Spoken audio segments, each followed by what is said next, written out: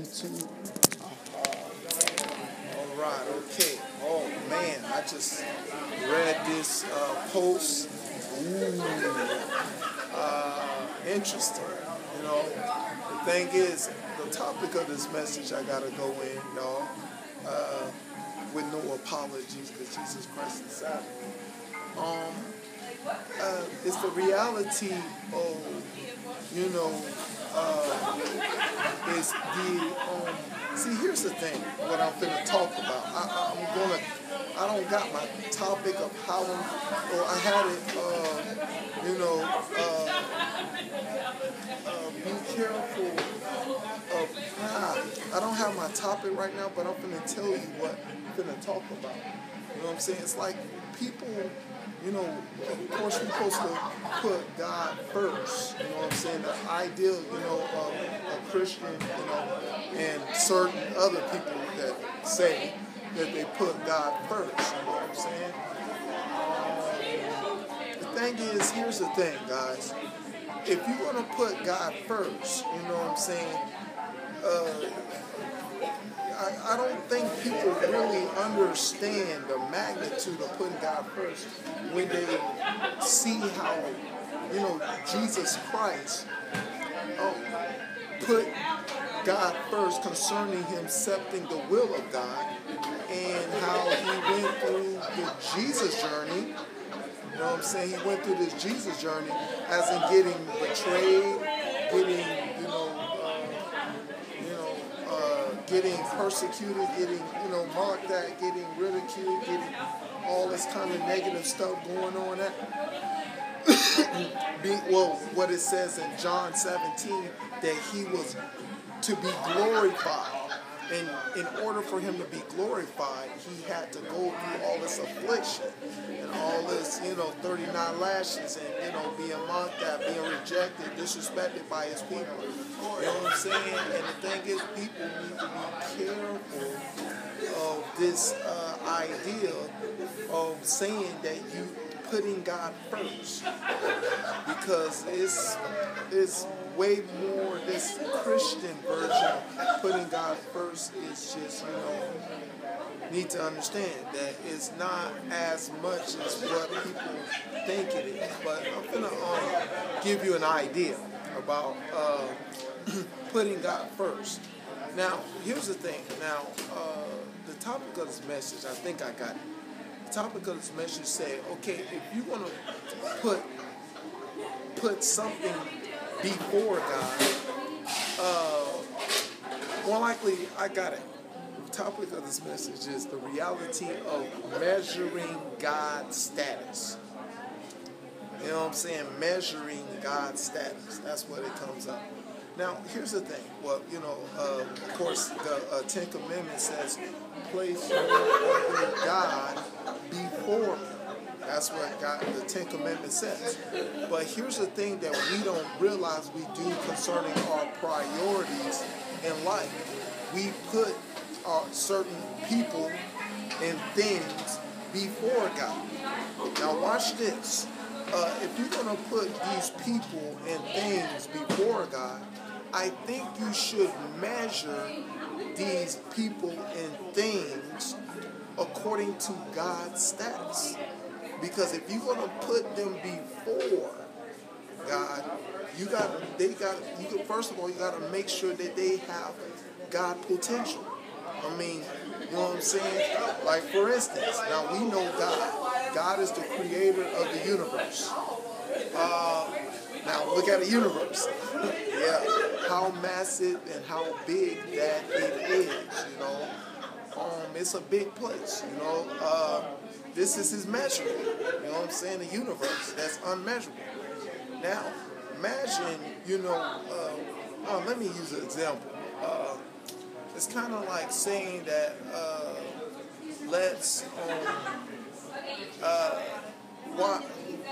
washing clothes.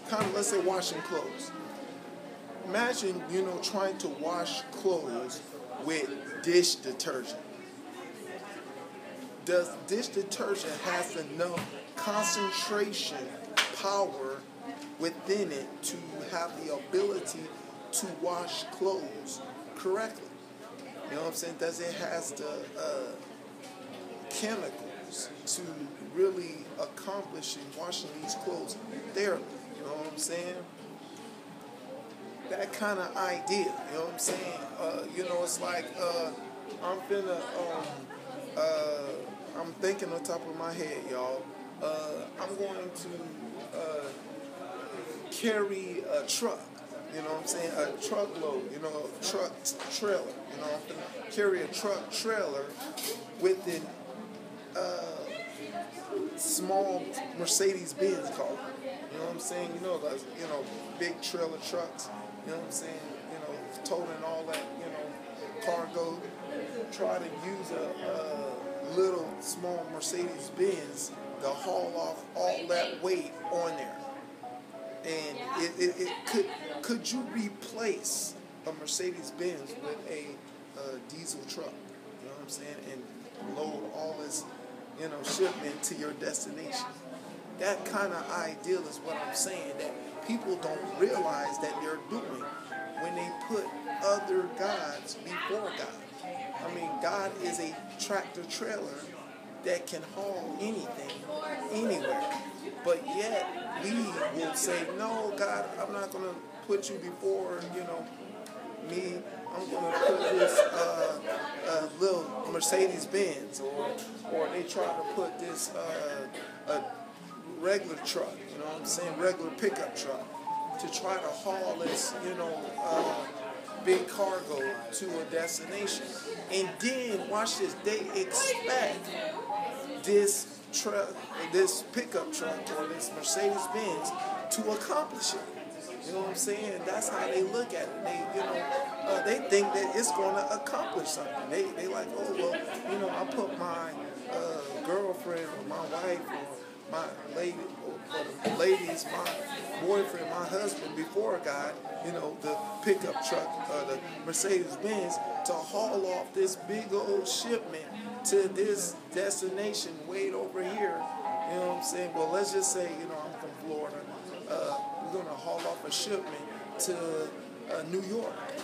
And we know that, we're supposed to get a, diesel truck, to haul this stuff off. But, and that diesel truck is God. But because now we don't like diesel trucks, Diesel trucks are big, and they're, weird, You don't like diesel trucks or something.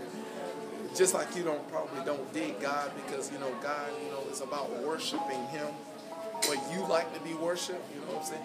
Let's just, because one thing I noticed about what people put before God is something that is all about worshiping Him, praising, worshiping Him, you know what I'm saying?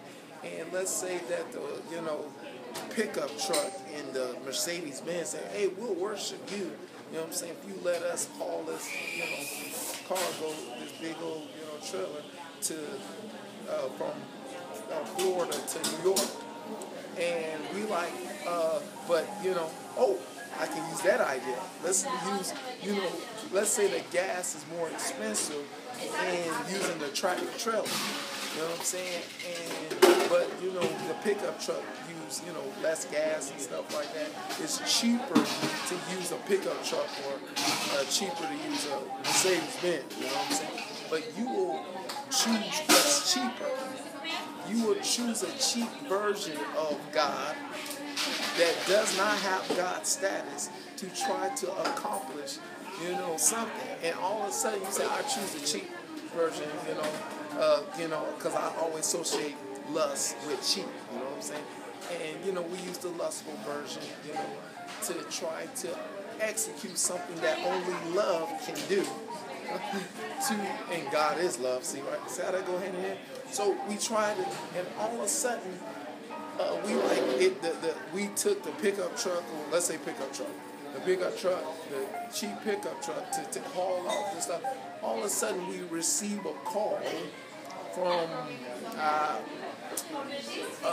North Florida and saying, "Oh, the truck, the tires rolled, or it's knocked off the road, or it flipped across because it couldn't have the ability to haul off this big tractor trailer because it was too heavy. You know what I'm saying? And everybody's like shocked, and everybody's shocked. What? You mean to tell me what I invested in, this cheap version of, a tractor trailer, or more likely this cheap version of God, did not suffice my need? Didn't suffice my need? God shall supply my needs according to riches and glory. But I tell people, only thing, the world, Satan only supply wants. Only supply wants, what you want. And never will supply what you need. That's another message. But anyway, we'll get disappointed off of that pickup truck. Did not fulfill their needs, you know what I'm saying? Pickup truck did not, did what they thought it was supposed to do, the cheap version. And the thing is, when you don't realize, when you disobey that commandment, put another God before him, you're supposed to expect cheap results. You're supposed to expect things not to make it this far. But God, taught me about the word as God that Satan used to deceive Eve with. The as God means, the AS means almost successful. Almost successful. You know what I'm saying? But in this, ideal, anything at all not successful. You know what I'm saying? You just made it to probably didn't leave the city yet because the weight of the trailer was too heavy for this pickup truck. You know what I'm saying? This cheap version of, God. You know what I'm saying? And that's what these gods and goddesses and men trying to be as God are cheap versions of the expensive God that is worthy, That means, you can't put no worth. He's worth more than anything that exists, you know what I'm saying? Can only do as much work concerning his work. I mean, you trying to move a God that create galaxies to the side for this cheap version of these gods and goddesses to, like what's going on in this world, that you don't know that gods and goddesses that are working under the Satan's kingdom of darkness are controlling this world, and they're controlling the White House, and they're controlling the businesses and music and everything, these evil. But the results should tell you that they're controlling, because this system is horrible. It's terrible. It's not helping everybody. It's not, sufficing everybody's needs. Nobody's need is not being supplied. People are in desperate need of help that can't be helped. When you know that there's more people in need out in the streets, are homeless, and all kind of bad things going on, you should know that God is not over it. Because God, God take care of galaxies. Of course, there's no problem with taking care of Earth. But, if he was taking care of the Earth, it would be all good. But he's not. We know that because of the results. We know that gods and goddesses, or what Paul says, the God of this world, is taking over this world, because everything is being dysfunctional. Everything is not functioning properly. This country's in debt. Debt always follow Satan. See, God forgives debt. Satan creates debt. See, that's when I know that Satan, the God of this world, by the results of this country, is running. So you got this lowercase God running this world. That's the results, and you should know that this pickup truck is carrying this world system. Now it's time to get the true God that can spin and create galaxies to take over this world. But we need to submit, be like Jesus, submit and surrender to this God concerning seeking first the kingdom of God and all his righteousness, and seek after righteousness, peace, and joy in the Holy Ghost, and lay low on the meat and drink. You know what I'm saying? I said prayer and fasting. You know what I'm saying? Subtract, decrease so God can increase. John 3:30. To get back to God in this world in charge of this world to get this world back in order and restored the way it's supposed to be. But understand, you cannot put no other God before me. Let God handle it and get rid of these guys and goddesses and run the show. All right, that's the message. God be the glory here for the Reverend Jesus' name. Amen.